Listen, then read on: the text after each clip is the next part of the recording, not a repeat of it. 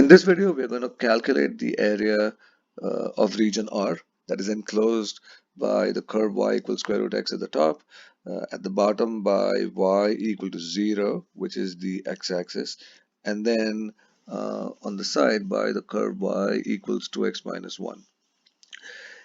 We have to be a little bit careful in calculating this area and not make the mistake of saying that the region R is simply from 0 to 1, the square root x minus 2x minus 1 with respect to x.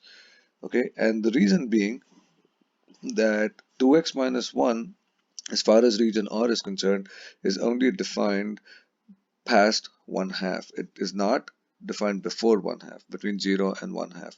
So this would end up giving us the wrong answer. So if you were to evaluate this integral, this would be wrong. Okay, so we have to be careful. Now there are several ways of doing this, but I think the simplest way would be to find the region, the area entirely enclosed by the curve y equals square root x, the x-axis, and the line y equal to or x, the line x equal to 1. Okay, and then subtract from that the region enclosed by the straight line. So the correct way of doing this would be, say, 0 to 1 square root x with respect to x, and then minus from 1 to 2, sorry, from 1/2 to 1, 2x minus 1 with respect to x. Now this accounts for the correct regions. Okay, and we can evaluate this very quickly. This would be x to the 3/2 over 3/2 from 0 to 1 minus, this would end up becoming 2x squared over 2 minus x, and from 1/2 all the way to 1.